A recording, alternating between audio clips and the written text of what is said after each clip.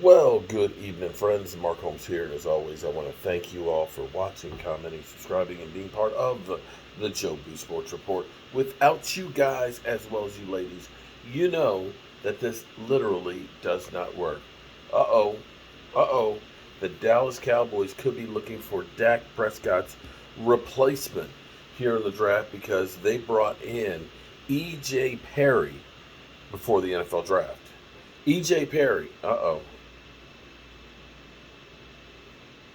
Dak may need to look over his shoulder. Perry, who originally went to Boston College, he transferred to the Bears, which is, of course, Brown Bears, in 2019. In 2021, he threw for 3,033 yards and 23 touchdowns and 14 interceptions and ran for 402 yards and 7 scores. Hmm. Hmm. He's also met with the Raiders, the Cleveland Doodoo Browns, and the New England Patriots. It's kind of interesting because, you know, uh, the Raiders just signed Derek Carr, big extension, more money than Dak Prescott.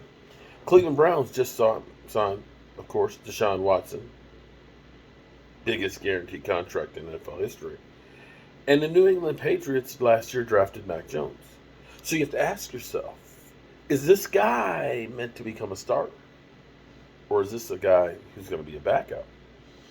So, by comparison, his 3,033 yards, 23 touchdowns, and 14 interceptions. How did that compare with one little old Dak Prescott, who in 2015, his senior year, okay, at Mississippi, boy, the state of Mississippi doesn't care about your meteorological interpretation. Dak Prescott, his senior season in Mississippi State, playing in the Southeast Conference, probably the toughest division there is, conference in football, that generally puts 50 plus players in the NFL every year. Little old Dak Prescott, in 13 games, had a 66.2% completion percentage, 3,792 yards, 8-yard average, 29 TDs, and 5 interceptions with a 151 rating. Damn! Let me go ahead and, while I'm here, let me get E.J. Look it up. Perry.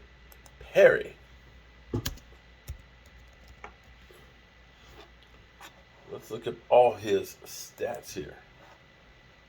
Da-da-dunt, da-da-dunt.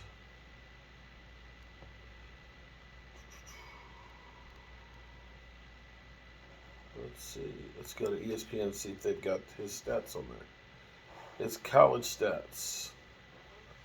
So, um, they have it by each year. So, the year before, he is a 3-year starter. Well, he started in 3 years. His first year, 2018, um, at Boston College, threw 39 passes, so I guess you can't really count that.